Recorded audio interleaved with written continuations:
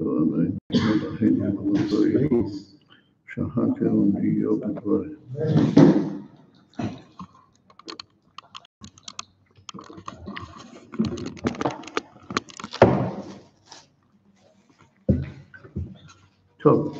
this evening we are learning the Teichen of the Dvar Malchus of the Rebbe from Parshas Vaeira, Toshin Nun Beis. But as we pointed out on previous occasions, that year of Toshin Nun Beis was the same Kaviyas that we have this year, and therefore Shabbos came out on the same. Shabbos was then Kof Ches Tavis, just like it is by us now. So this is the token of the Sikha from the Rebbe on Shabbos Kof Ches Tavis, which was also Shabbos Mevochim Tsfat. And the birthday of Rebbe? Shabbos Mevochim. Right. Is what we're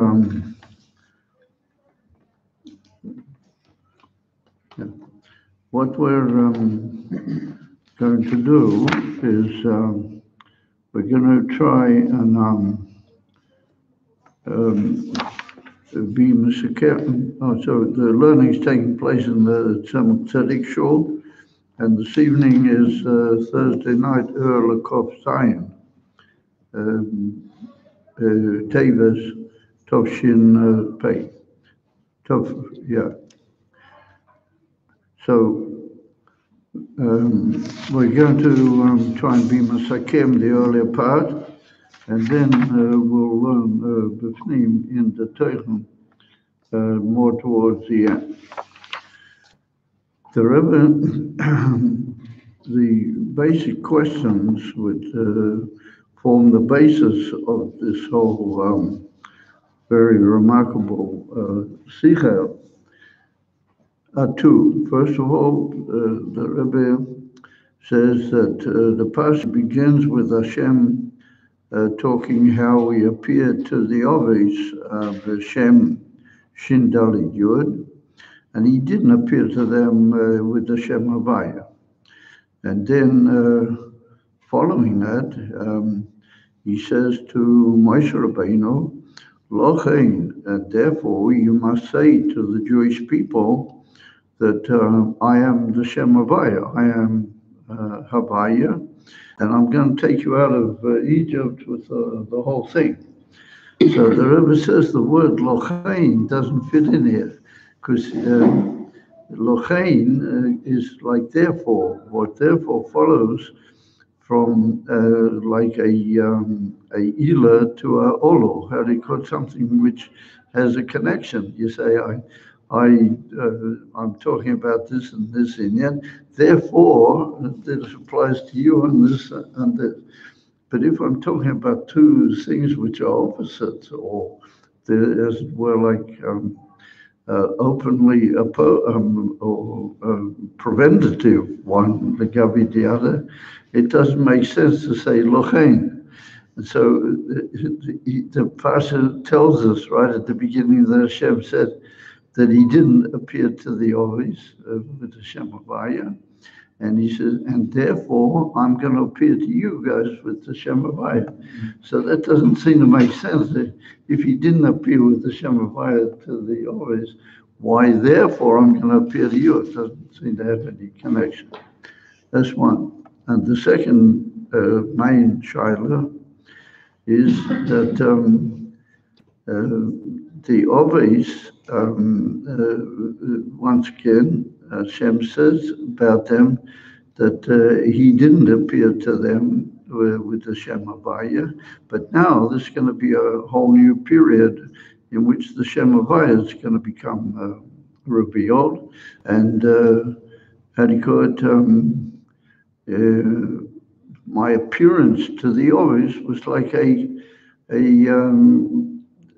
detached beginning. I wasn't appearing to the Ovis the way I am appearing now, and from now on it's all going to be different. So the Rebbe said, why should the whole Parsha be called Vaeira? Well, that's talking about something that he's not going to talk about in the whole Parsha. He says that the whole Parsha is going to deal with the Shem Havaya, and how from now on everything is the Shem Havaya. And he says that when I appeared to the Ovis, it wasn't like that. So him Cain, why did he call the whole Pasha on the word Vaeira, which means what I said to the Ovis? And he just mentions the Ovis, like Rashi says that Rashi develops on the idea that Hashem even complained. He said, listen, the Ovis who were in the past, and they were before Matan Torah, they didn't ever ask any kashrus, but you, what I'm going to reveal to you, the Shem Havaya, and it's going to be a whole new beginning in the union of Gilui Elikus Ba'olam. You've already come up with a kashrus, you follow? So it would follow, if he said, that from now on, we're going to be dealing on with the Shem Havaya. And the Ovis were like just a past, that we bring that even though they didn't have everything from now on that you're going to have, they didn't ask any questions. And so they're like a sort of a past in that we're bringing a rag from. Why should we call the whole Parsha on their name? The Parsha doesn't deal with them, because it deals with everything that developed afterwards, Yetzias Mitzrayim, and ultimately Matan Torah. Not concerned with the Ovis at all. So why would the Parsha be called Vaeira? Would that means how I appeared to the Ovis? Those are the two questions what the Rebbe asks. So the Rebbe deals with at great length what actually happened Alidei the Gilui the Shem Havaya, which is a level of Elikus beyond the worlds altogether. The Ilo, the Shin Dalet Yud, what he says openly that he did appear to the Ovis with that name. The difference is that Shin Dalet Yud is a Shem of the Eibishter, which is revealed to the Bria as such. It has a relationship to the creation and to the general concept of Vaeira, which is tied to the created beings. The Shem Havaya is something high and beyond altogether, a level of Elikus which is not shy to the Elamas. However, the whole union of the Gilui Shem Havaya to the Jewish people in Yetzias Mitzrayim was in order to give them the koyah to get out of Mitzrayim and come to Matan Torah.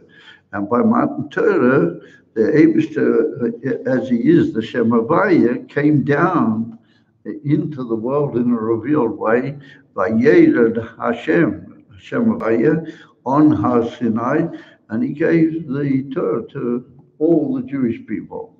In other words, that Hashem united with all the Jewish people, how he is the Shem Havaya, the koyach to be beyond and over, and as it were, victorious over the world.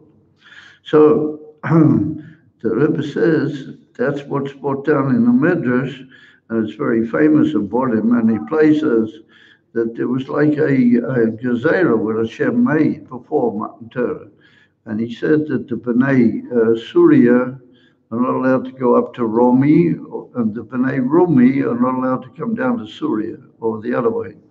In other words, those who are down in this world, they don't have a kesher with the higher world, only in as much as the higher world gives them something which is according to their limits. And those that are in the higher worlds, they don't have the right to come down into this world. And what happened at Matan Torah, the Eibishter literally stood up, or he made an alteration, and he was mevatel the gezerah.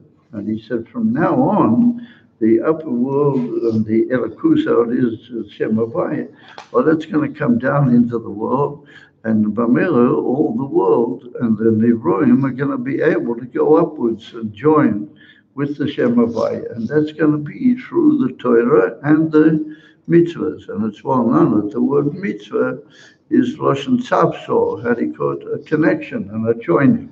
In other words, that the elevated Shem Havaya is going to join with the Nephroim, and they will have the ability to elevate themselves and go up into the higher levels, each one according to his power and his koyches, into the higher world.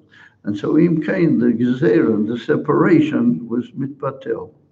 So the Rebbe said the Ovis didn't really have that. They didn't really have that bittul HaGezerah, but they lived in a world where that Gezerah was still, and therefore the Ovis, we're told in the Medrash that their mitzvahs were like, how do you call it, a odor, like a smell that goes off.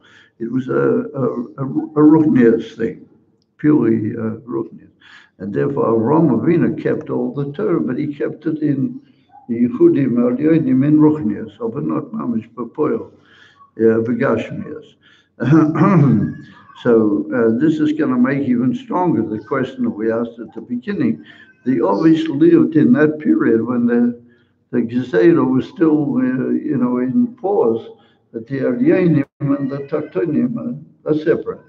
However, there was one thing that happened that joined them together, and that was the mitzvah of Milah. And when the Eibishter gave Avram Avinu in the latter stages of his life already, he was already 99, he gave him the mitzvah for Milah, then that was a mitzvah like it was after Matan Torah.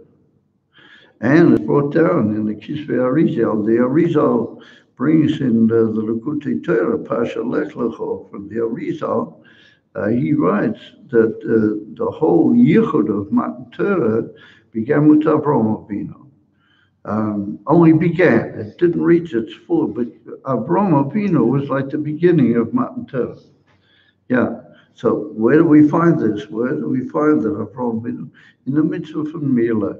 Because what happened in the mitzvah from Milah was that there was a Dover Gashmi, and that was the body of Avram Avinu became like a kli for a union with the Shem Havaya, and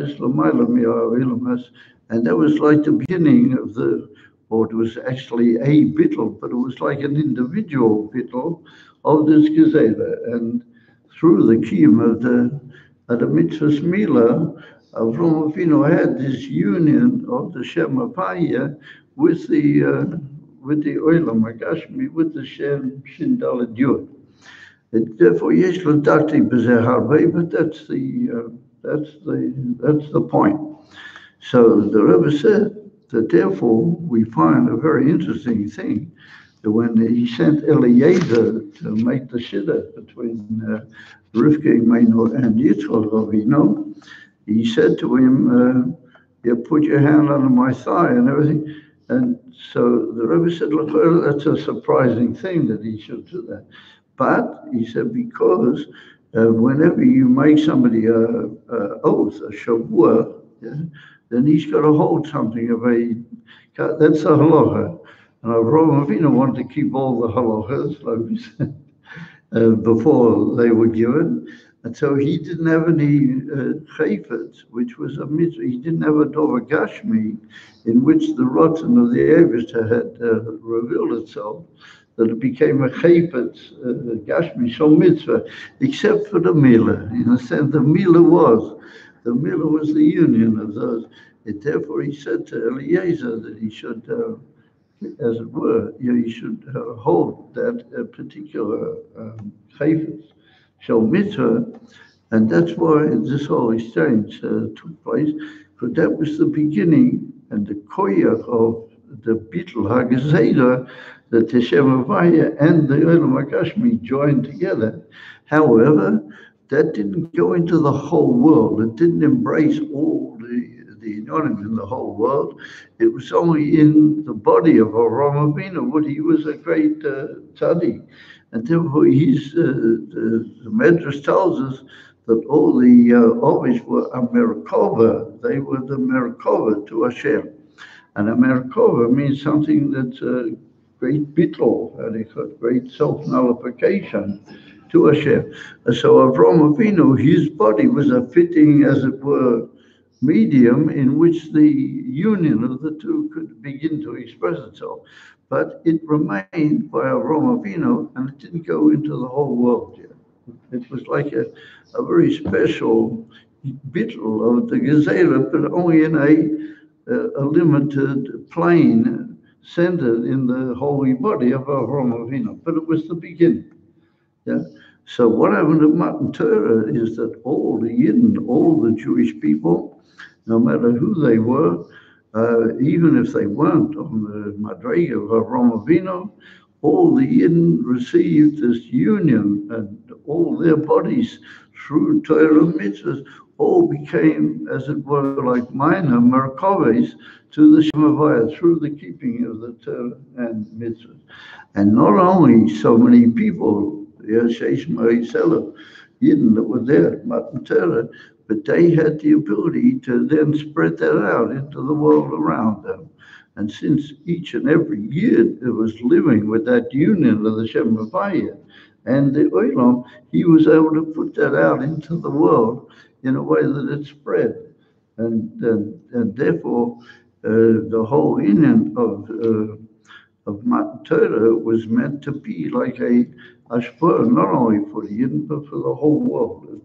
And through the Yidden would reach Kedusha and the Taklis of the whole world. And therefore, it's brought down in great Sforim that had it not been for the terrible chait which occurred, the chait ha'ego, it would have been like that. It would have been like the siyum of the whole Gilui Eliki Milmaila to this world. And it could have been the ultimate, what we call the Geula Shlema, and the matzah of the world could have been. And therefore, the whole the chait ha'ego is compared to the chait ha'tzadas. That's like something that re-blew the whole world. It shattered the whole possibility that developed through Matan Torah. Anyway, the Indian from Matan Torah gave Yidden, the world, the ability to live in the Bittul HaGezerah. They were living mamish with the Gilui Elikus L'mayla Mi'ha'olam, part of them, and they were meant to, and temporarily, they began to spread that through the whole creation.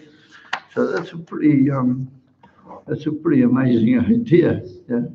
And so the Rebbe says, you kind of becomes even more a question, why does the whole Parsha, as it were, build itself around a word, which is referring to the Ovis, And the Ovis were before Matan Torah, and the maximum they had was what Avraham Avinu had with the Mila.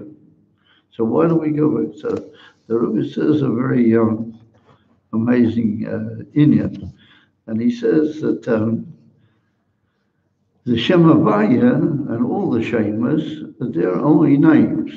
They're Shemas. Of the etzem of the Eivishter is even L'mayla Mizeh. In other words, that even if we take into account the greatness of the Shem Havaya, but there's higher than that. Very good. It's a lot higher than the Shem Havaya, because the Shem Havaya is, albeit a Gilui, very high, Gavoya, but it's got to do with Olam Atzilas, or maybe higher than Olam Atzilas, or there's a much higher level in the Shem Havaya, and that's going to be revealed by Yosef Love when Mashiach will come. Then the etzem of the Eivishter will be revealed, as brought down in certain great Mekubalim, that the Shem Havaya, HaGavoya Yoter, that's like the very, just like a name is a Shem HaEtzem.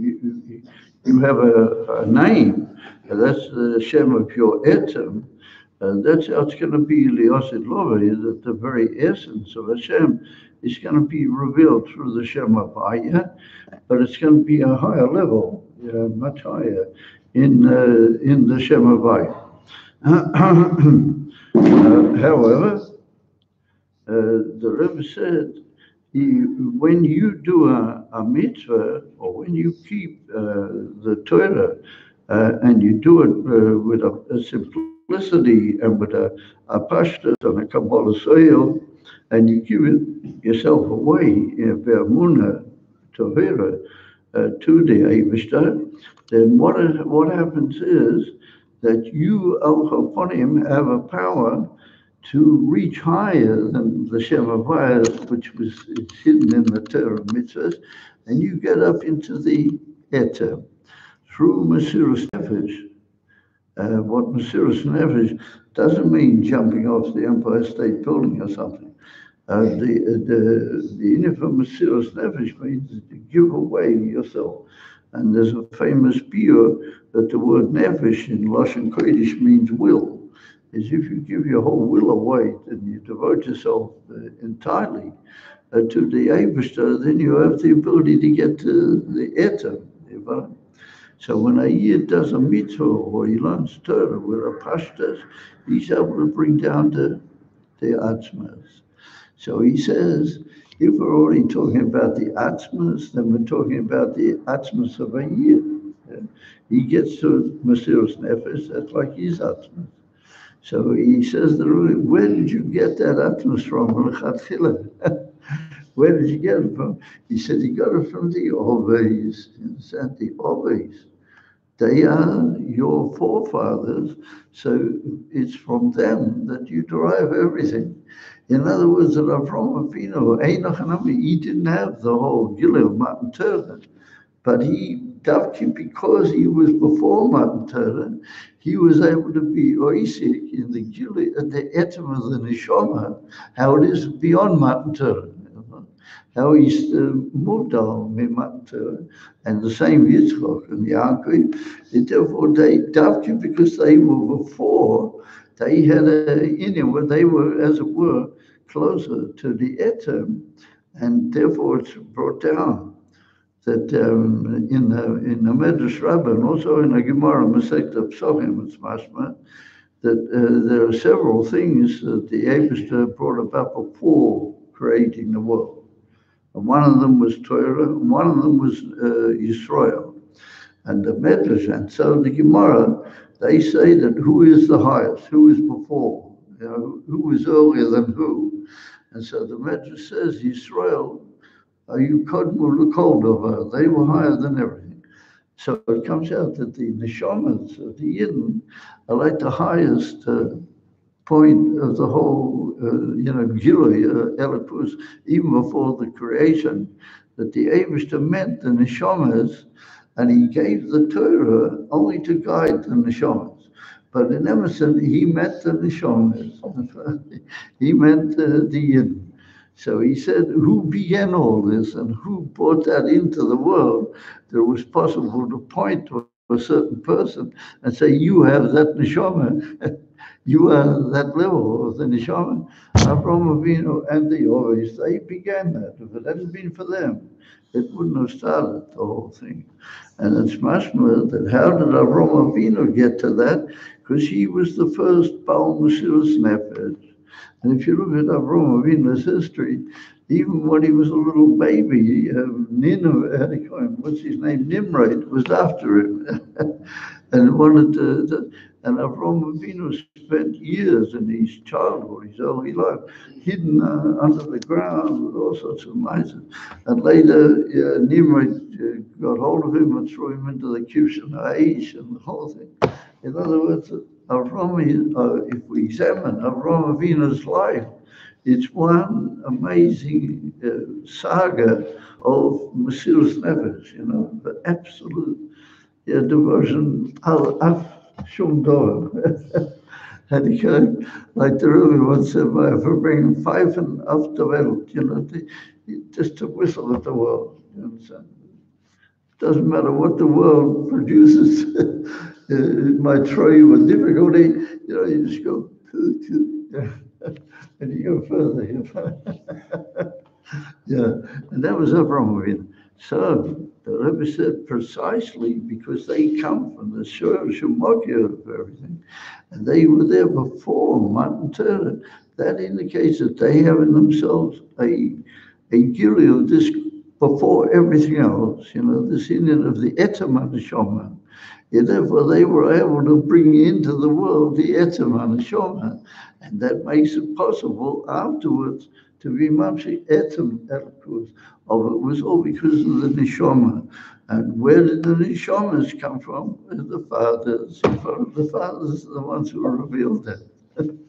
And Davki, because they were before Matan Torah, there's a certain quality in their Mesilas Nefesh, It was like absolutely unlimited and unconditional.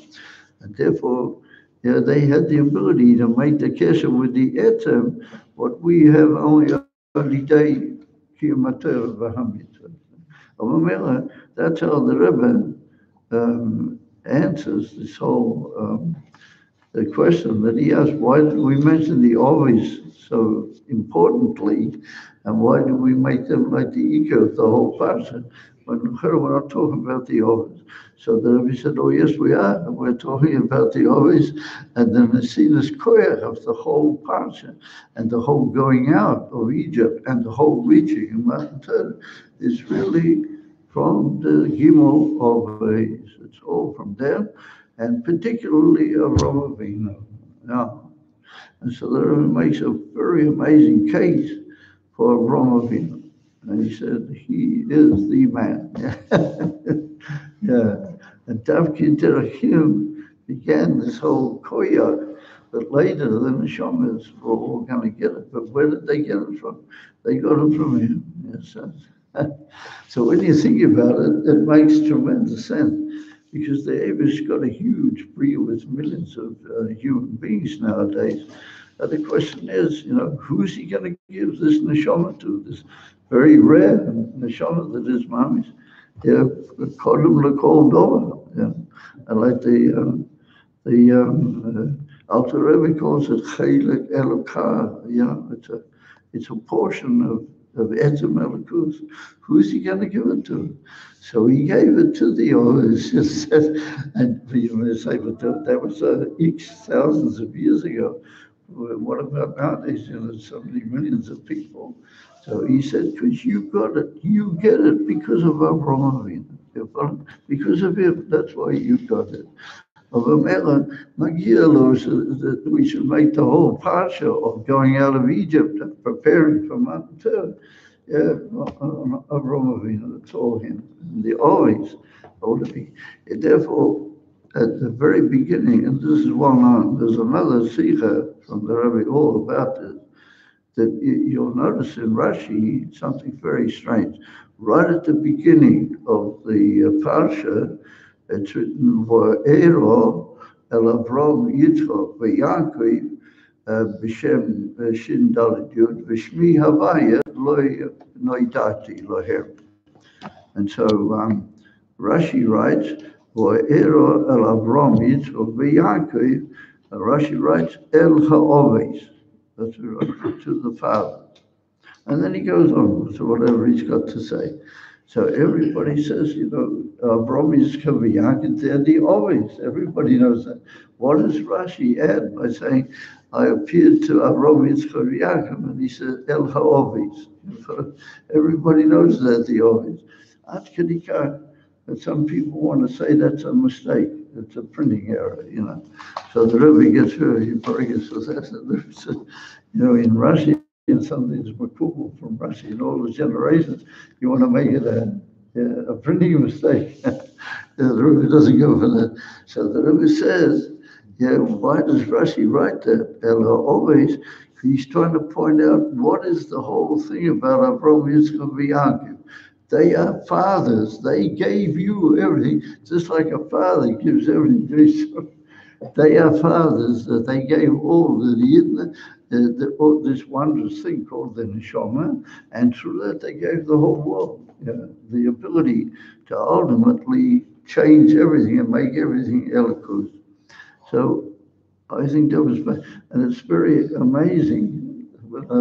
As I say, I think I might have already said this, but anyway, I was looking last night in a sefer, and I came across a little story that occurred. It's brought down in the middle of a whole Indian, that two great people met up, and one person said that one of the great people said to the other one a very surprising chiddush in Torah.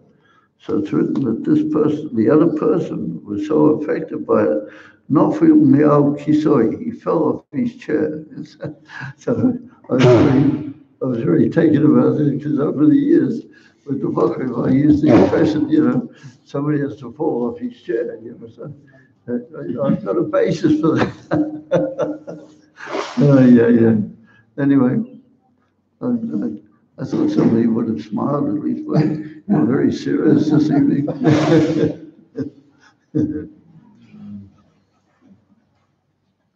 So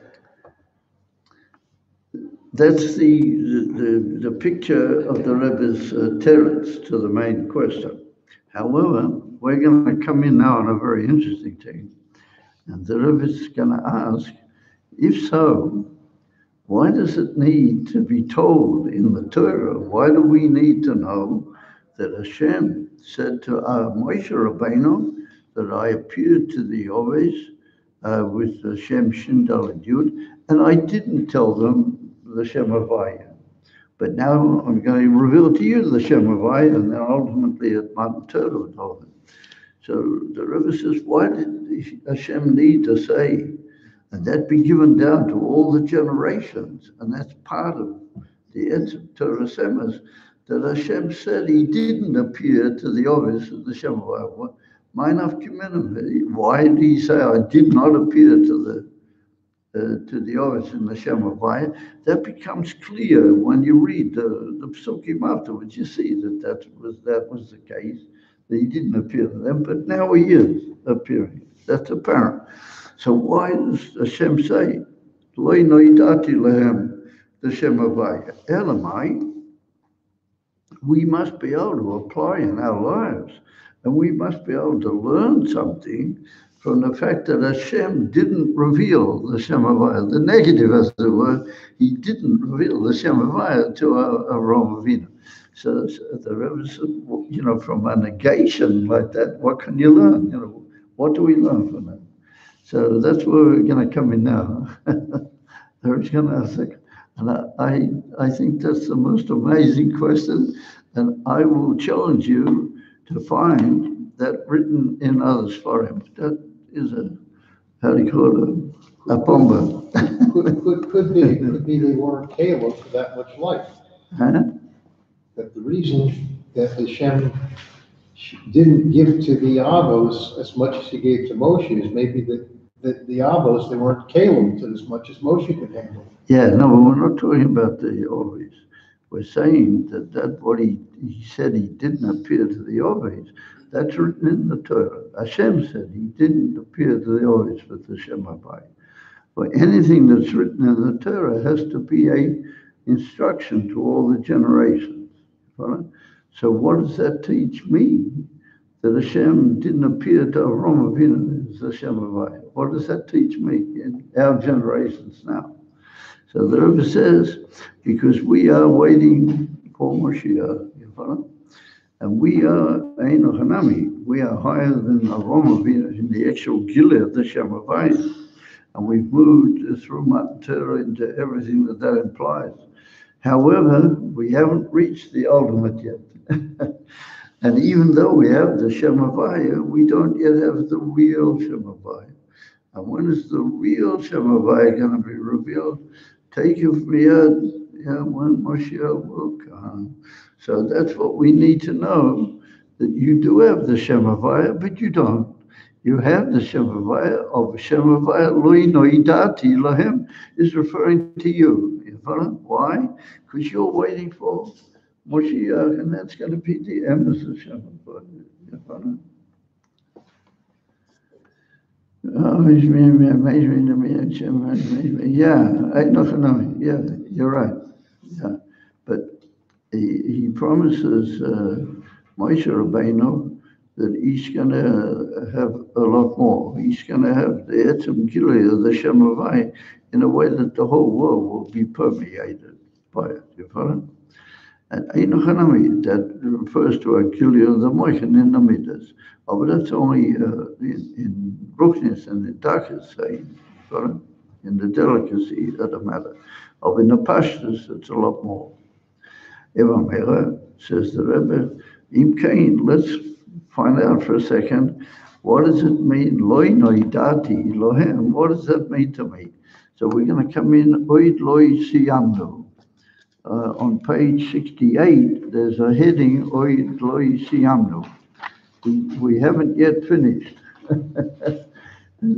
That means to say that even though we're doing tremendous things, and we have a Gilui of the Shem Havaya, and the Shem Havaya, we have the Yecholos to reveal the Shem Havaya in the whole world and everything, but we still haven't finished yet. We're just beginning, you follow? And there's still another Shem Havaya which has got to be revealed. So he says, Divrei Hashem LaMoshe, Shmi Havaya Loi Noidati Lohem, to the Alves, Kushurim Eilenu. They're also got to do with us. Yeah, they're tied up with us. Gam Kois Le'achem Matan Torah. Even now, after Matan Torah, Shekeina Torah, He Netzchit. Yeah, anything that's written in the Torah is forever. So it's written that He didn't appear to the Alves, with the Shem Havaya. Well, that's Netzchit for us also. So the Rebbe says, okay, what's that got to do with me? So he says, we learned before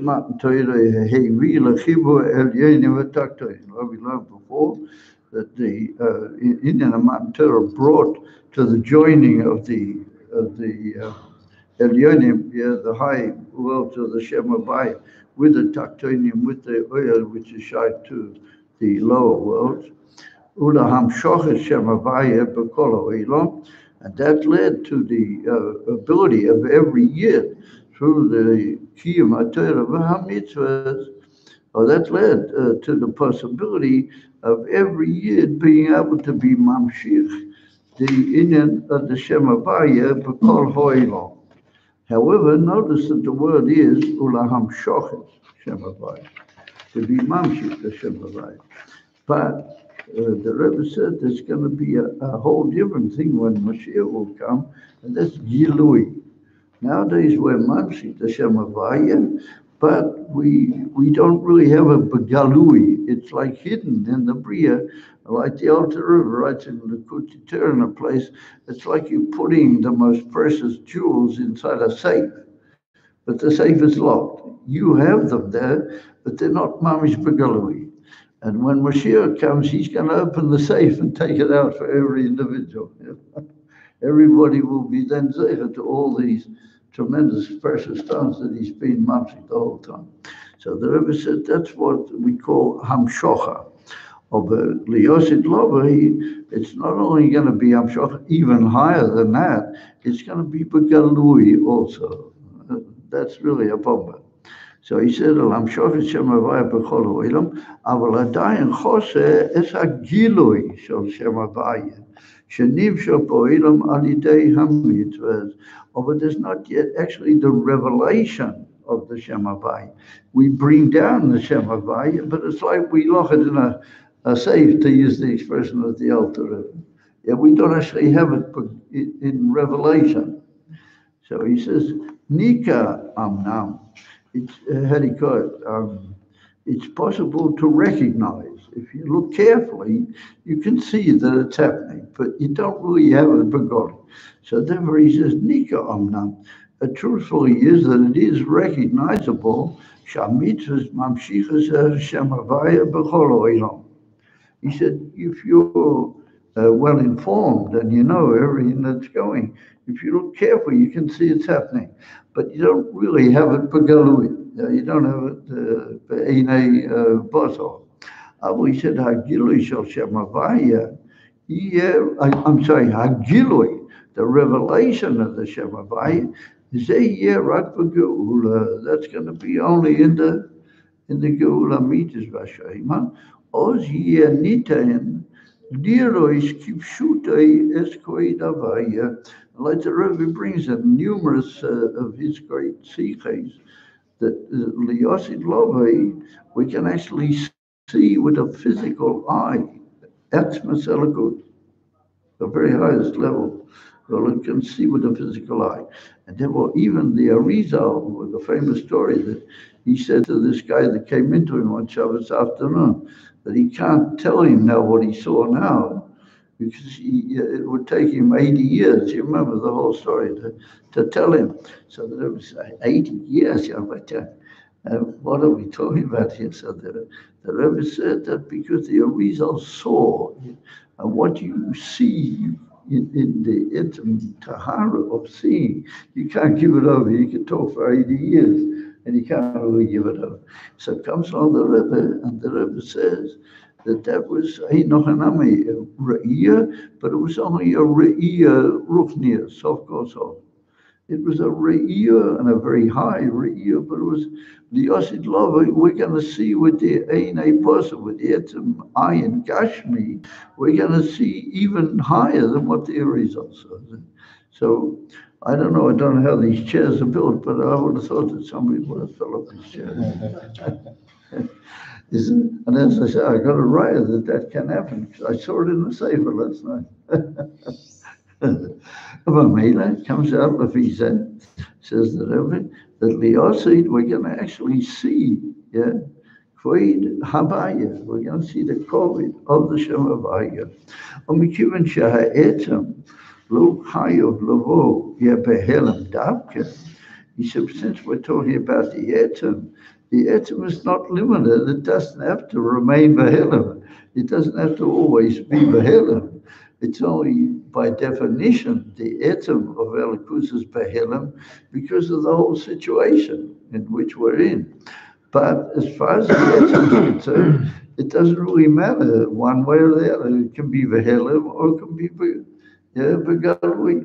When the moment will come that the Eibishter will want, it's just going to switch from Helam into Giluy. It's not going to have to go through a whole amazing process in the Elikus. It'll just be a switch from Helam to Giluy. You follow? Yeah, Pili Plos. He said, as far as the etzem is concerned, it doesn't really matter one way or the other. Kemoisha Koile Akshol Lifnei Gula, right now it's Behelim. Who ain't Mugbal Gam Bekar. He's not Mugbal, the etzem. He can appear whatever way he wants. Olachein, Kol Oid Ein his Galas Elakis, Choser Adam Begili Ha'etzem. Kol that it's not his Galas of the etzem. There's a certain lacking, as it were. It's not the complete Gilui of the Shem Havaya. So therefore he said that's what the Torah meant. And that's a hoirua that you have to know, that he didn't reveal the whole Shem Havaya to you either. You've still got it Behelim. You've got it, but you've got it Behelim. You haven't got it Begalui. So he said, V'lochein kol zman she'anachnu lifnei hagiula adayin nitan loma sheshmi havaya lo noidati. It's still possible to say about us that the Shem Havaya lo noidati. V'adayin zkukim onu legilui Shem Havaya. We are longing for and we need, as it's very necessary to us, that there be a gilui of the Shem Havaya. V'lochein koshu shebegeula Shem Havaya ki yoim yechoshev l'Shem Elokim bilvad. Therefore, he said, when Moshiach will come, the Shem Havaya that we have today, that will be reckoned. Like Gabi the Shem Havaya, which is going to reveal then, that's going to be like Shem Elokim. And that's what Yaakov Avinu said. He said, "Ahoya Havaya li la'elokim," and the Alter Rebbe's famous Pirush was that when I'm going to come back to my father's house, but that's talking about the Geula already. Then Havaya li la'elokim, the Shem Havaya, which is now, that's only going to be like Elokim. The Gavi the immediate Shem Havaya. That's what he says. And he said, Shem Havaya ki yom yechashev l'Shem Elokim bilvad, ki yachasit lehis galas atzuma, l'Shem Havaya sheyoi az, which is going to happen when Moshiach comes, the Shem Havaya kayom yechaver li'umos, it'll become like white, how do you call it, played down Legabi the Gilui, that there will be there. That means, like we said, two inyanim. On the one hand, it's going to be incomparably higher than the Shemavaya now. It's going to be mamish the Etzer, but it's going to be Begalui, and we have the Shemavaya now, which is higher than the world, but it's relative. It's higher than the world, but it's still got a certain relativity to it. And we don't have a Begala either.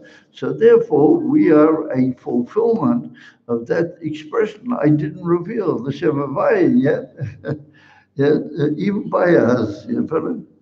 So I consider that as absolute. That is Torah Samashir. So he said, Mitzat Sheni, on the other hand, Gilu ha'etzem liyosid lovei, nasa davka aditei avidoseinu kayom.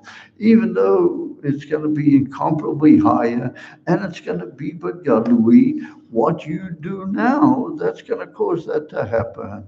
In other words, that what we do today, that's going to cause that all to happen.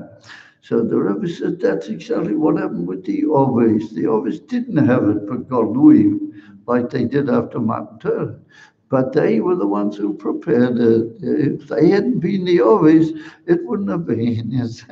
Well, the same with us. This tremendous Gilui that is going to be, and not that it's not yet, but it is going to be, well, that's going to be through our Vaeira. It's going to link up with the whole inner of the Ovis that he made the whole question at the beginning. He said, so does that mean you'll lay down on your sapa, and you'll drink a cup of very choice coffee, and you'll take a glance into a sikha from the Rebbe or something? Yeah, that's what it means. So he said, no. Yeah, haba mitzad. He said, you can have a bit of a serious nefesh. And he said, what's the mile of Mesiras Nefesh? That it comes from the Etzem. You go back to Avraham Avinu and everybody that they had the emes of Mesiras Nefesh, and you link up with them. You're going to bring, just like they brought the Shemavaya that we have now, you're going to bring that Shemavaya into the Yosef. So you must not say, who am I? You understand? You must go around saying, I'm just a shlepper, what can I do? So the truth is that you are a shlepper. But you mustn't say that. You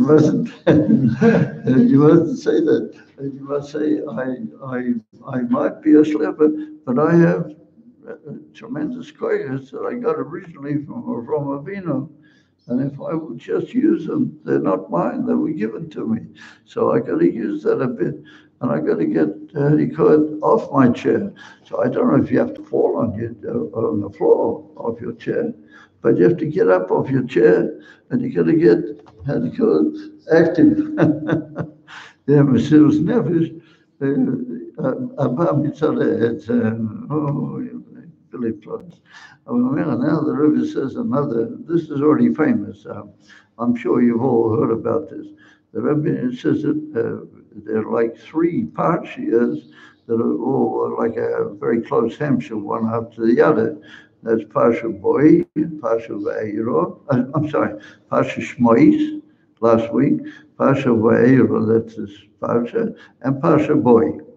And he said, because they're all linked with Yetzias Mitzrayim. They're all like the Etzem story. Parshas Shmois is the going into the Shiur. That's the entrance into the Shiur and all the Torahs that they had from Paroi and everything. That's like the first Tkufa.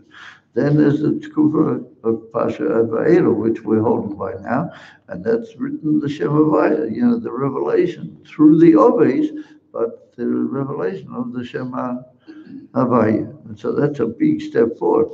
Parsha Boy is already, everybody's out of Mitzrayim, and the Shema Havaya is Godly Mamish, and everything has been, Paroi and all of the Mitzrayim and everything have all fallen. And Yidden are out in the Gula Mitis, Ashlim, Legabi Ad, how it was then. So the Rebbe said that that's an Asinas Koyat.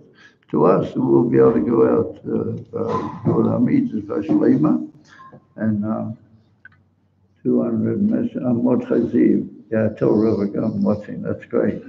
That's wonderful. That's correct. Over Vaeira. If he said, we're going to see that the Rebbe makes now an amazing combination.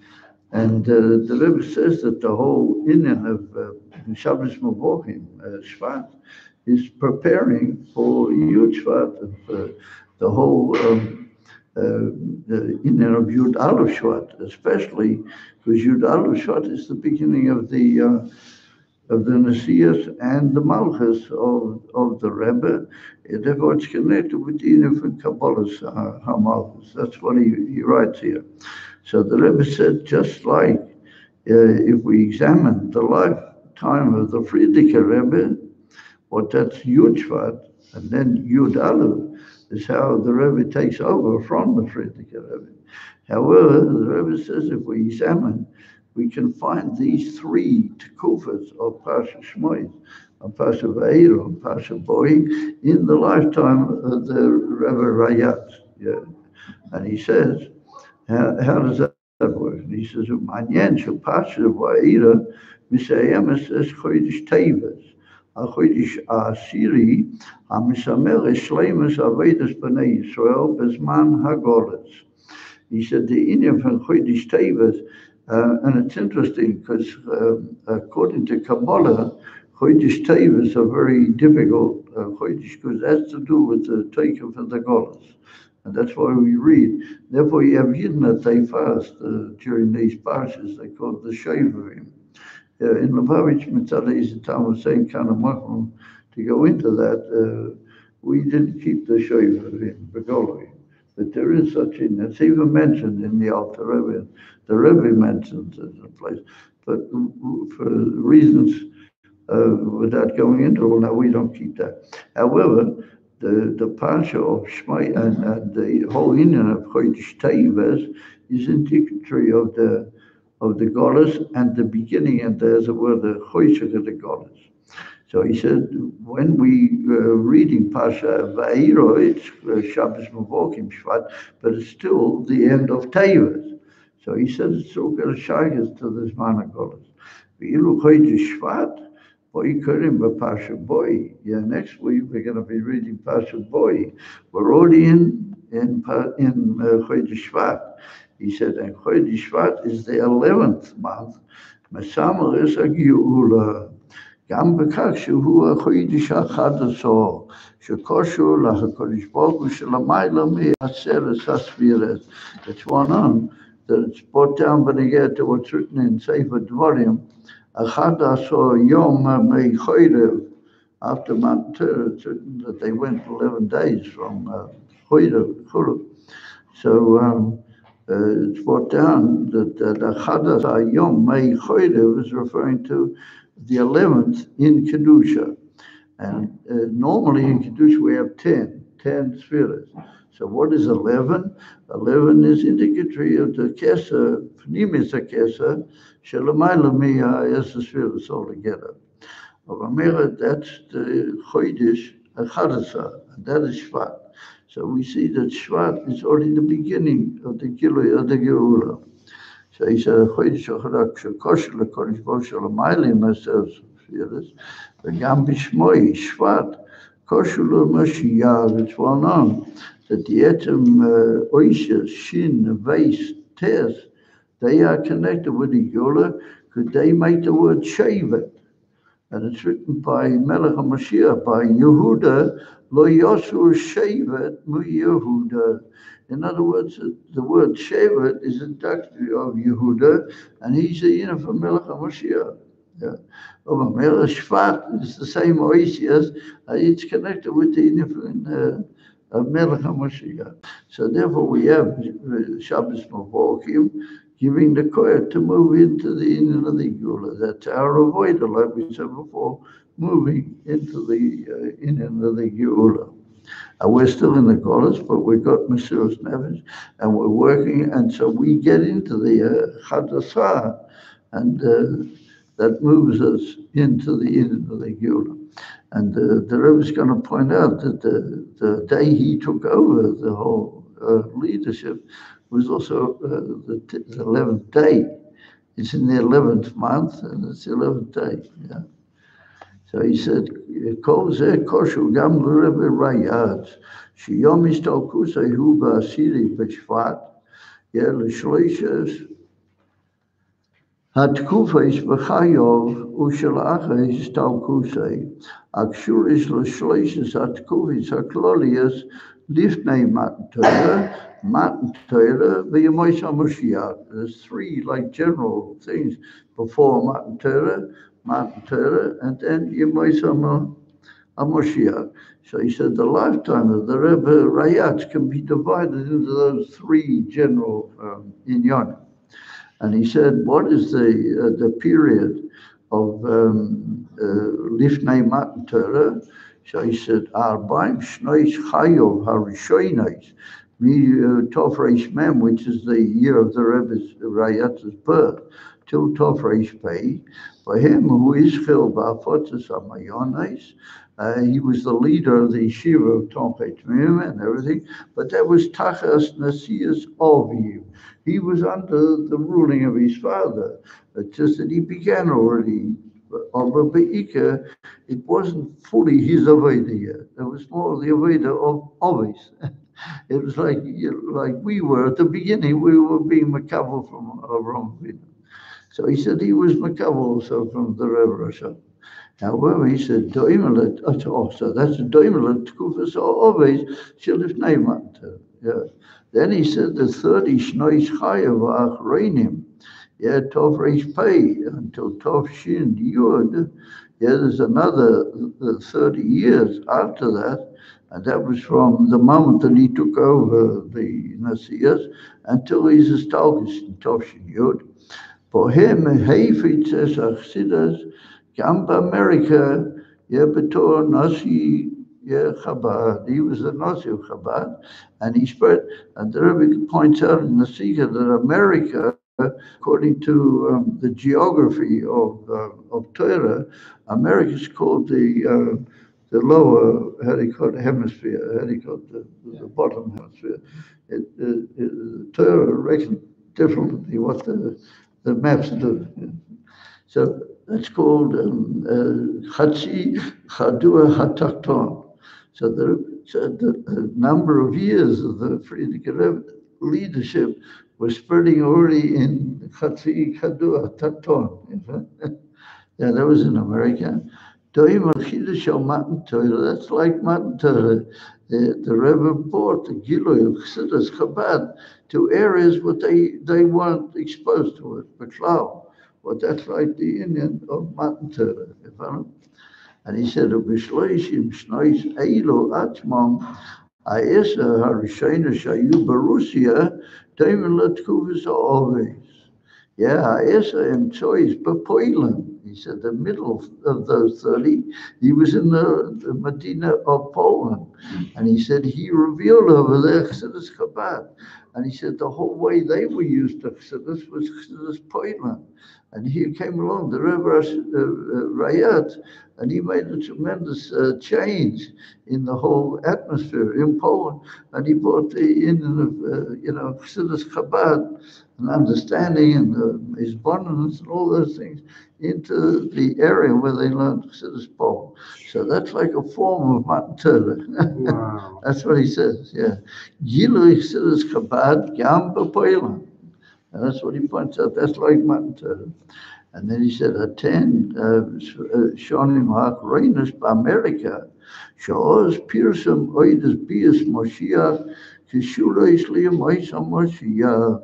He said, in the last 10 years, it's one on that the Friedrich Rebbe was in America, and he printed this famous, the Rebbe mentioned this famous journal that was called Kriya V'HaKedusha. And it looked like it was a collection of different articles by all sorts of people. And they even had names, but they were all imaginary. The one actually wrote all of it, except for a couple of small pieces. The Rebbe Rayatz personally wrote the whole. The whole Kriya Kedusha, it was all him. Yeah. And he just dreamed up pen names for all sorts of different people. But they, as it were, wrote different things. And what did he say in the Kriya Kedusha? He said in the Kriya Kedusha that Mashiach is coming and we have to prepare. And that's where all the famous marshal about the general inspecting the soldiers, they got to polish their buttons and all of this, it all came out in the Kriya Kedusha. And he made the famous call to the American jury, La'alta l'tshuva, li'alta l'geula. If you people would just come more to Yiddishkeit, that's what it means by you doing tshuva. He said, immediately the Mashiach is going to come. The altar means straight away. Of Vaeira, the Rebbe said that's a whole in and all of it. That in the Shloishim Shonim that he was in America, that's like the last period. So he said, I'm sorry, in the whole Shloishim Shonim of that whole Tkufa, that last 10 years when he was in America, that's the in bringing Mashiach B'poyo. Kshuras liyamayso Mashiach. V'atkufa shela'aka histokas. Now the Rebbe adds that there's really another Tkufa after he passed away, Shabo Hufta Teres Aksidus B'Kol Katvei Teivo. He said the what happened after the Istalkas is he writes in the Sikha in a very hidden sort of way, but he writes that Talmido took over. And that's what he says. The really devoted Talmidim of the Rebbe, they took over and they started spreading what he had spread in America. They began to spread it throughout the world. And the Rebbe said there's really not left any place really in the world that there's not a center of spreading Torah according to the leadership of the Nasi of Chabad. That's what he said. What could you want better? So he says that even after the Stalgas of the Frierdiker Rebbe, it all continued. As the old saying have it in English, business as usual. Ever he said, "Put Achsidus B'Kol Katzvei Tevel Echel Miyud Aleph Shvat Tov Shin Yud Aleph." That's what the Rebbe said. From the 11th day of the 11th month of the 11th year, Tov Shin Yud Aleph. Yeah, so the Rebbe says, from then on, it's already Yemei Mashiach. So there we are. You guys got it. How do you call it? You wanted it, so you got it. So the Rebbe builds on this whole idea of Yud Aleph. He follows the whole point, peace and the Sikha. And he said Yud Aleph is in the Gilui Ha'atzmas Mamish. So he said it was the 11th day, and it's the 11th month, and it's the 11th year. And he said that's like, as it were, the fulfillment of the Hakroza, the announcement of the Rebbe Ayat, Lialta L'Geula, immediately to the Geula. Amen. Kain Yehi. Amen. Ratzon. Amen. I think it's a pretty amazing document. And the way the Rebbe connects all these periods, it's a and I knew two Yidden. I actually knew them. I knew two Yidden that they learned when the Frierdiker Rebbe first came to Poland, before he went to Warsaw. He was in a place called Tzfat. And he built a Yeshiva's Tomchei Tmim in Tzfat. And I knew two Talmidim, very leading Chabad figures, that they were not born Chabad, they were born Polish Chassidim, and they learned in Yeshiva in Tzfat, and they became big Chabad spiritual leaders. And I knew them, about them. And that's the Frierdiker Rebbe. When he came to Poland, you have to realize he was a broken man. He'd been in this terrible, ordeal of the prison in Russia and all the, terrible privation. and everything, and the getting out and all the, yeah, he felt the Shiur and all the stories, and he come to Poland, and immediately he started working. Absolutely no hesitation. He immediately began working. So, and the same with America. As soon as he reached America, he was only in the hotel. He hadn't gone anywhere to live anywhere. He immediately founded Yeshiva Tzemech in New York. So, The Greystone Hotel? huh? The Greystone Hotel?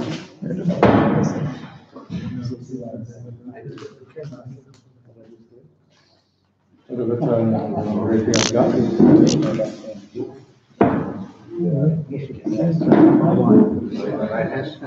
did it with my left hand last time.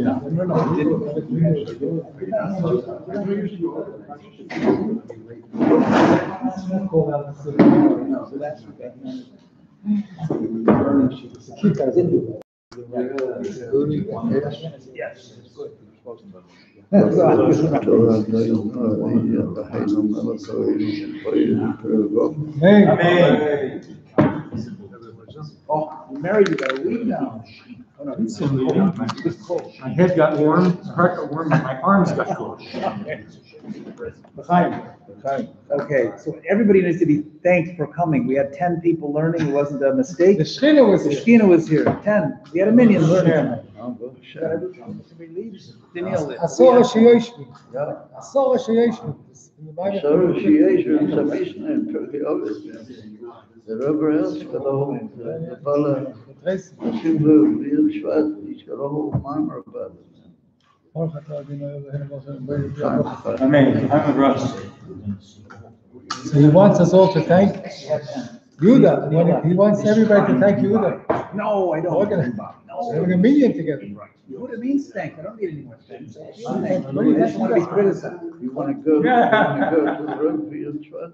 What? Everybody wants it. Are you going to the Rebbe for your Tzfat? Oh, no, probably not. I'll probably come to you. Good wine. I'll come to you. When I hear somebody talk from the side, I don't always get it 100% clear. If I hear from face on, then Yeah. I'm saying that we have to thank, his foot is a Shechina. yeah. Oh, that's yeah. That's yeah. Everybody had to make decisions. Every individual had to make a decision. This gentleman, he probably read the unity. He's a neighbor, he's a close neighbor. He's a tenant by Vanderbilt. He's a tenant by Vanderbilt. A neighbor, the closest person to the shul here. In his backyard, it's out in his backyard. Can come in his pajamas. Chaim. So listen,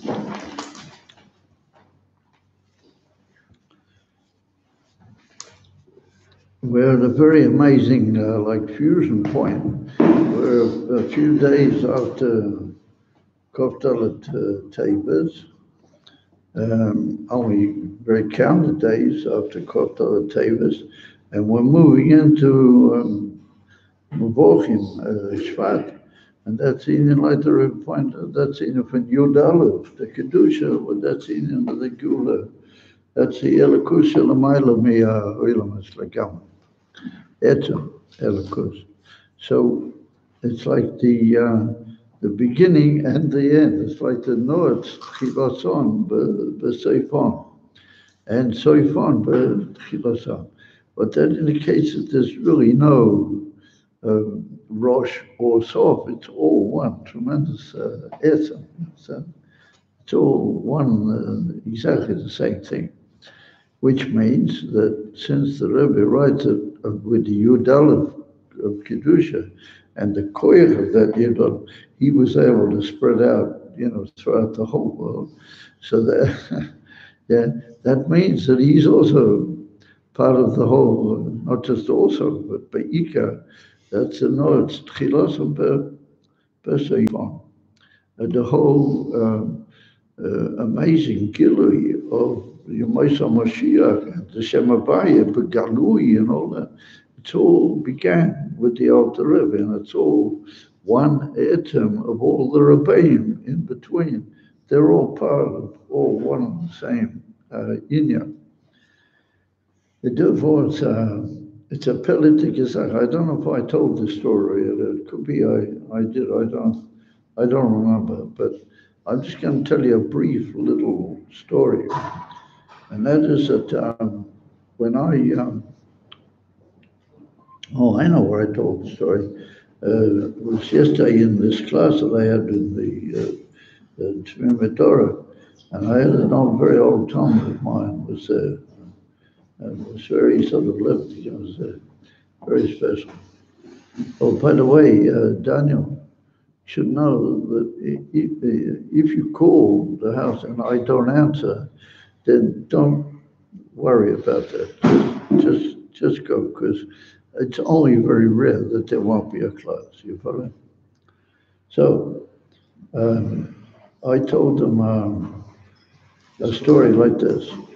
When I first came to Kfar in the year Toshin Kov Beis, there was a group of Bochrim that had come from the Rebbe, from the Yeshiva in Tomchei Tvim, alongside the Rebbe, and they were shluchim in the Zal in Lud. This was before Kfar. This was in the city of Lud, and they were the first, as far as I know, in history, when the Rebbe sent a group of Bochrim from his yeshiva to be machazik another yeshiva. Later, there were several such cases, and then there was ultimately the big group of shluchim that the Rebbe sent to Israel, like Rabbi Gusansky and Rabbi Luria and Kwakabad and those people. So these guys were very rare people, and the Bochrim in the yeshiva looked up to them like, in those days the whole traveling back and forth was not so, it wasn't first of all so easy, and it was very expensive, and it was difficult to communicate and everything. So, people didn't just go to the river, like that, like it's possible nowadays. And so they looked up to these Bochrim that were from the yeshiva very, very highly. And I remember once I was walking towards the Zal of the yeshiva there in Lund. I was with another boy, and there came out two of these shluchim. I can tell you who they were, but maybe it's not all that important exactly. But one of them, he's already passed away. He's in Olam Amos, unfortunately. But he was a very special person. And so we're walking along. All of a sudden, this Bacchus is coming. He says, "Move over a bit." I said, "What's happened?" He said, "Two shluchim from the Rebbe are coming, And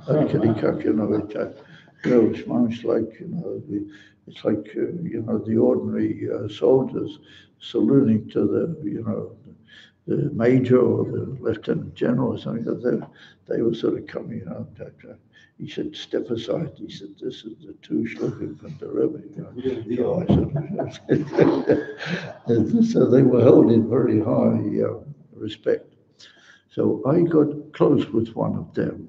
One of these, they called them the Shivas Knei HaMenorah, the seven lights or the like stalks of the menorah. That's what they called. There were seven of them.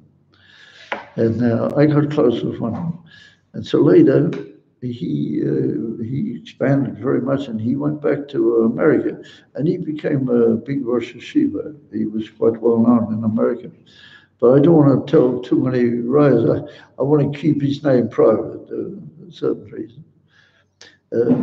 So he became quite a well-known person. But there was a problem. What was it? He was from a family of relatives of one of the big Polish Rebbeim and the big Polish citizen.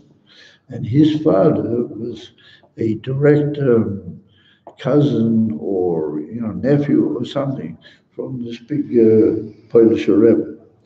So they had looked forward that he was a very brilliant person, and they looked forward that he was he was Hadikot. He was going to be part of the whole hierarchy, and he would be a leading rabbi or somewhere, would have been Strymel, and he would sort of be part of the hierarchy of what you might call the royal family. So the next thing is he disappears. He goes over to America and he doesn't come back. So they were very upset. They were told, and they looked at it as if the Rebbe had chapped him, and was holding him, and didn't want the Chabadskis. They didn't want to let this fellow go. So this father, he gets together and he writes a very indignant letter to the Rebbe, and he really let go, and he said in the letter that how dare you hold this boy, he belongs to another Chatzer, and he belongs to another dynasty, and he, Korah Chabad, but he's not child to Chabad, and so you have no right to, to hold him and the whole thing. Very, very, very sort of sharp. So he, after a certain while, he got an answer from the Rebbe. And this became quite well known. There was people who spoke about it. But in those days, it was still, a slightly limited world. Not everybody had a phone, and there was no emails, and no faxes, and those days. So it became famous, but not as famous as it would have been today. So first of all, the Rebbe said to him, let's get one thing clear.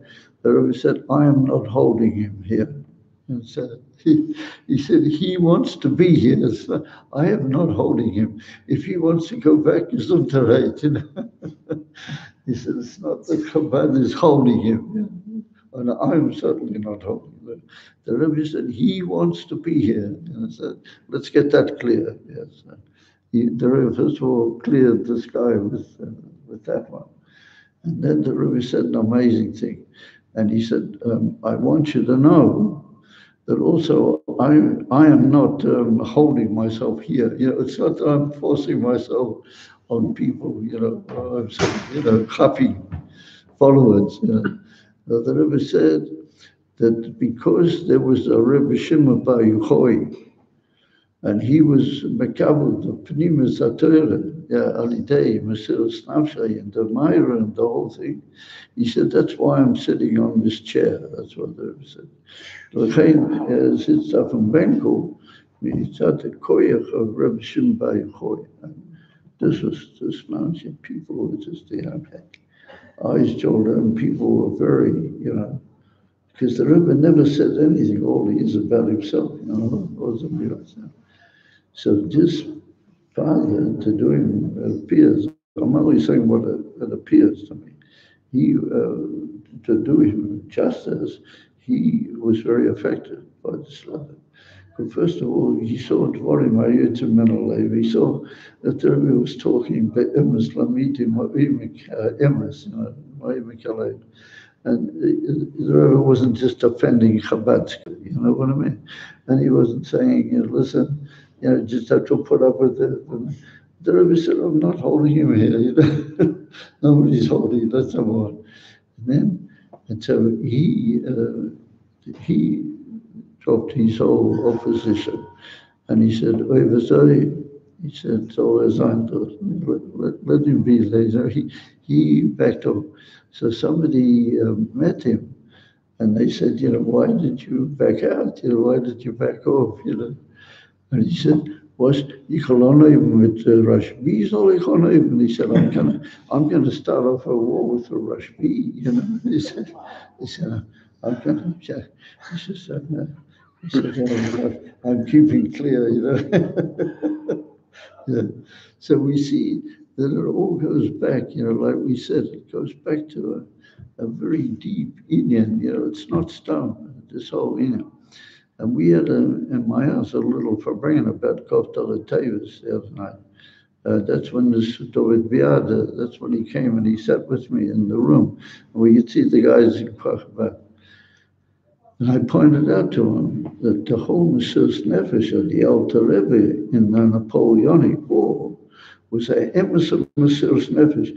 It appears that the Alter Rebbe so much wanted to bring down Napoleon, so much that he was prepared that if it meant he had to go in order to make sure that Napoleon would fall, he was prepared for that, the Alter. Because when the Alter Rebbe, when he passed away at that particular moment, nobody expected anything like that. Nobody, Enoch Hanami, he had a chill from the snow, and he didn't fall over cloud. The Alter, nobody felt he was, there was no suspicion that there's going to be a stalkers, you follow? And then after Shabbos went out, it began to sort of spiral. Everybody saw something very fearsome, terrible was happening. And that was his talking. So it appears that the Alter Rebbe was aware of the fact that he might have to give away his whole holy, unbelievable existence in order to bring down Napoleon. In other words, that the Alter Rebbe, through his spreading of the Torah Baal Shem Tov, in a way that it became available to all Yidden, and it became the property of the whole club. The Alter Rebbe became the club. He became like the leader of the club. And everything was sort of like talui in a way in how he was going to act, you follow? And you have to realize that Napoleon, he wanted to conquer the whole world. It's not so well known, but the emissaries, he wanted to conquer the whole world. And he'd already conquered Egypt, and he was thinking about other places. And why did he go into Russia? He knew it was a big, dangerous deal to go. Russia was immense. It's a huge place. And he knew there was such a thing as the winter.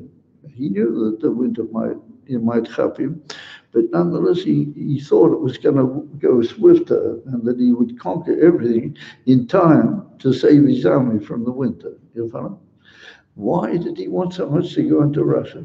Because he saw that Russia had a power that if he was in charge in Russia and in France, and he was the emperor, he would be able to gradually rule the whole world. You follow? All the rest of it would be small fry. And that's why he went on Russia so, how do you call it, brazenly and so boldly, because it was so important to him. You follow? And he missed out. He said the Alter Rebbe beat him, and he felt terribly. And even though he made a comeback after that, but it was, only relatively brief. And, he was, from the time that he collapsed in Russia, that was the beginning of the real collapse. So it's without going into the whole history. Malchus said the Alter Rebbe literally prevented a terrible, immense taking over of the world on the part of a type of civilization and a type of running man's affairs in a way it's completely foreign to Yiddishkeit, because he was so-called freedom, you understand? That he called, I forgot what they called liberty, it in French. fraternity, and equality, fraternity. Yeah, but he was in the Indian equalite, but he was also in, do what you like in this world. He was a big Baltaiva, Rahman's well known. He was a very grover Baltaiva himself, but he was he had cunning. He was very, very, very cunning, and he had power. He had people who were just, completely swept away by him. He had this power. Vaeira, had he conquered the world, the whole civilization would have been do whatever you want. Just don't interfere with the emperor, and don't interfere with his, with his whole system. Keep out of the way, and don't disturb too much. But do whatever you want. You follow? And up to you. Have a good time in this life. That was the whole thing. So the Alter Rebbe said that is against the whole basis of the creation of the world, of Pir Kodesh Baruch Hu. You follow? That is the, how do you call it, the tamsis of the whole universe Klippa. And the Alter Rebbe said, that he, the Bonaparte, he said, he is the tamsis kola Klippas. Yeah, that's what he said. He's like the essence. It's like a molecule. It's like the coil of all the Klippas. So, it's no tchilos and b'seifon, and it's all working, and it's all been this one amazing actors of all the Rabbaim. You study carefully, and you'll see that all the Rabbaim have carried out this function of not only building Chabad and building this unbelievable Torah, which is shaykh to the whole world. They have, each in his own way, contributed to saving the world and to building the world in the way that Hashem wanted. And that's why the Frierdiker Rebbe took on the whole communist regime. Yeah, and he knew what he was getting into, and there were great people that they said to the Frierdiker Rebbe, get out of there, they'll let you out, they'll let out. They'll be happy that you leave because you're a big thorn in their flesh, And that's ultimately what happened. They said, we're going to get rid of this thorn, we're going to get rid of it. And the Frierdiker Rebbe knew that was going to happen. Who does is Zika. And over Mela, we see this amazing koyach of standing against everything that is against what Hashem wants of the creation. So the Rebbe links in with that, and the Rebbe takes that on, and the Rebbe switched the whole gear, and it's no longer saving the world from that for sure, but giving the world what is going to make it the real world, the way Hashem wants it. And that's the building of the whole concept of the coming of Moshiach and the promotion of people to do something good and be positive and do a new good thing every day, and you'll be a member of the world of Moshiach. It's a whole new swing, but it's the end of the Seifon, which is not Chilosa.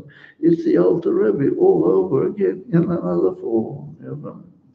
And therefore the Rebbe, the Rebbe lived in a house where he didn't have any wall-to-wall carpets. I was in the Rebbe's kitchen. I saw the kitchen. I had the privilege to walk through the Rebbe's kitchen. A very simple little kitchen with an old sink, one of the old types of sinks, and a big old fridge, a big fridge, old-fashioned fridges, and a couple of cupboards and two little chairs for him and the Rebbe. So that was the ganze kitchen. And the Rebbe had in all his room upstairs, which was his own personal room. He didn't even have a book cupboard, The Rebbe had these books all over the place, and he had thousands of them because people gave the Rebbe for him by the dollars. Come up and he saw, apart from what the Rebbe bought for himself. And he had them all piled up in piles, all over the room. And he had a sort of a desk in the middle, and he was hidden by all these photos. I heard from Chesed Halberstam. I know Chesed Halberstam well. He told me so he was there in the Rebbe's room several times. He said he couldn't find his way through all these foreign. And the Rebbe was sitting at the desk, and he said when the Rebbe got into a Indian, you could walk into the room and you could dance like a Meshuggah, and the Rebbe wouldn't notice you. He said he in his room, the Rebbe would just, go completely into another world. And he said he once came through the window in order to help the Rebbe. And she had called him, and she got stuck in the lift that they made in the house. And he was outside the house. And he rang on the door, and the Rebbe didn't answer. The Rebbe was up in his room. So he had to climb up the wall and come through the window of the Rebbe's room, because he knew that the Rebbe never locked the window. So he came up the wall on a big ladder, and he got through, and he opened the Rebbe's window, and he came into the because he wanted to help the Rebbe. And the Rebbe was sitting there, the Rebbe had his glasses on, he was all fatifed in a certain end, and he didn't pay any attention, he didn't even know. He came in through the window, and he walked through amongst all the Svarim, and he went and he found the switch that helped the Rebbe come up in the lift to get out. So how can he come and talk here? It's just amazing. The Rebbe just left everything behind. He never had anything. And excuse me, it's a very earthy thing to say, but somebody once stepped into the toilet by the Rebbe. It was very, very simple. One of these old things to pull the chain. Not like nowadays we got all these buttons and all sorts of good design and all sorts of nice things. Yeah, who doesn't have it? Everybody's got it. Yeah. You know, it's very, very simple, you know, because the Rebbe was busy. He was busy with this unbelievable, you know, ufaratsta, you know, spreading out and bringing Napoleon positively, not fighting Napoleon anymore. The Friedrich Rebbe had to fight the very terrible Napoleon of communist Russia. The Rebbe had another war. He had a war of conquering with good the whole world. You follow? Another Beit Chabad, another Shiur, another good thing, another amazing Fabring that will light up people's lives. That was the Rebbe. He didn't have any time for his son. And therefore, when the Rebbe sat Shiva after the Rebbetzins, Stalkers, they came in a big, one of the big Admirim from Borough Park, big Polish Admirim. He came in, he was Menachem, the Rebbe and everything. And then he made like this to label Gordon. He made a sign like this that he wants to have a war there. He stepped out into the hallway as you go out the front door.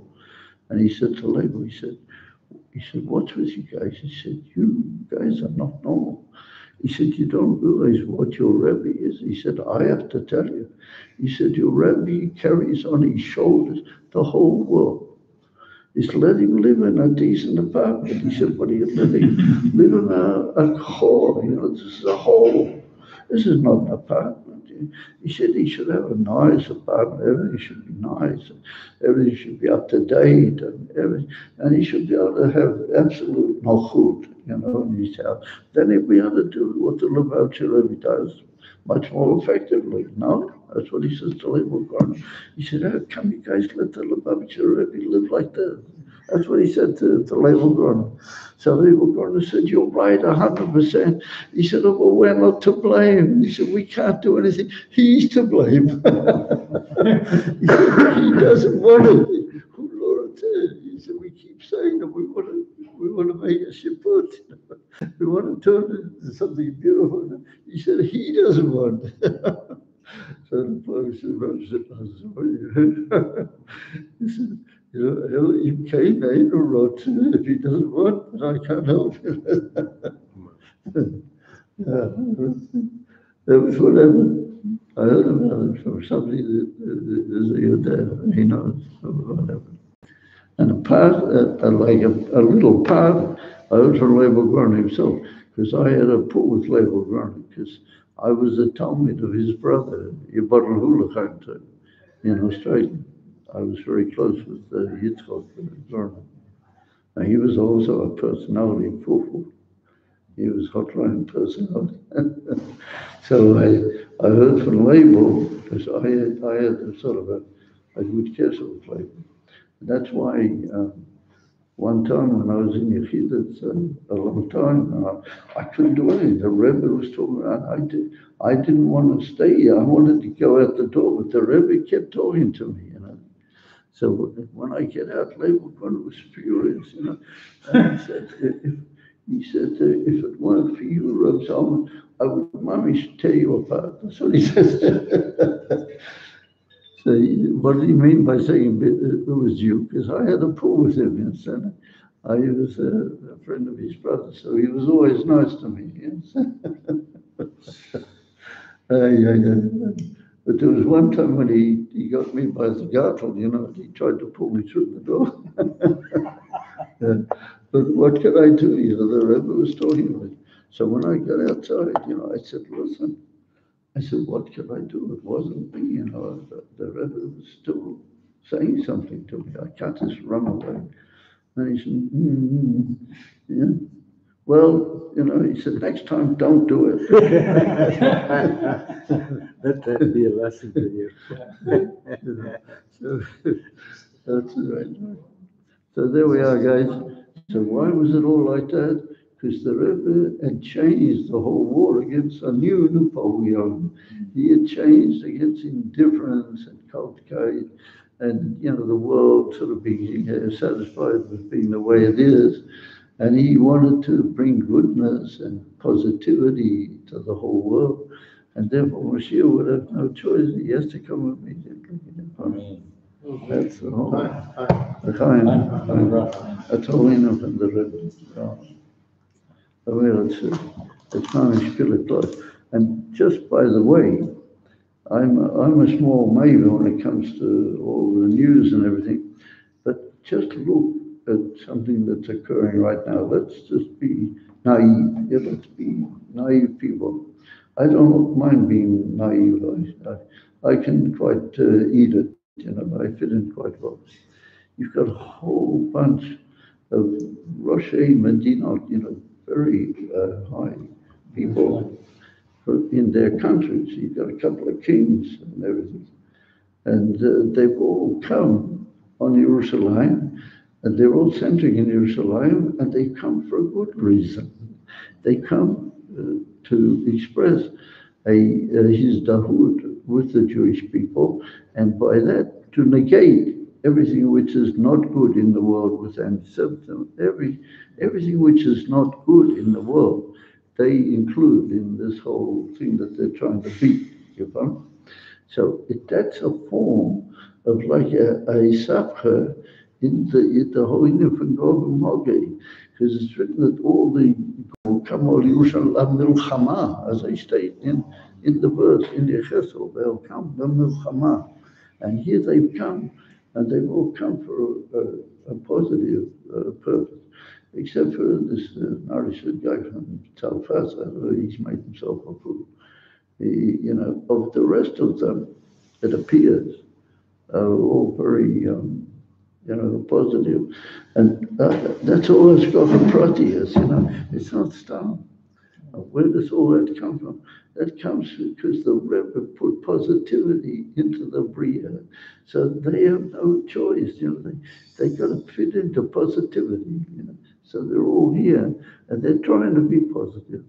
And Hashem Shalom will be clear.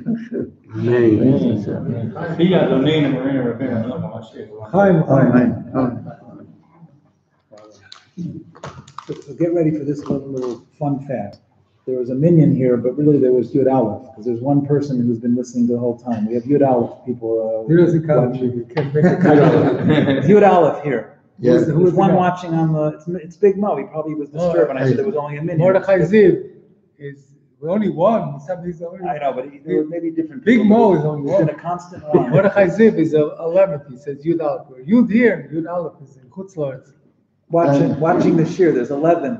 Hallelujah, es Hashem kol goyim shabechu, shabechu kol hallelujah, es Hashem kol goyim shabechu, shabechu kol ki gora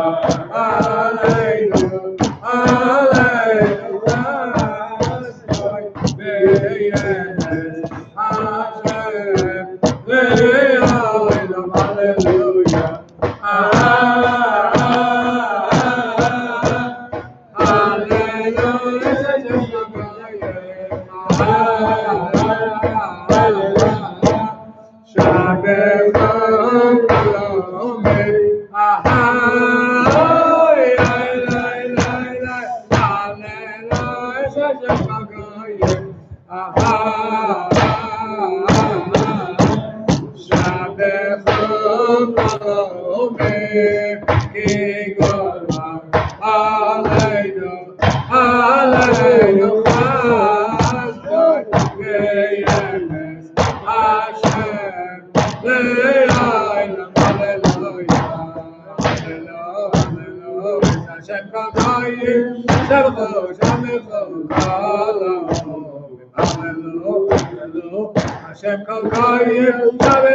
shabechu ki gova aleinu, aleinu chazor beyemes Hashem le'olam, hallelujah,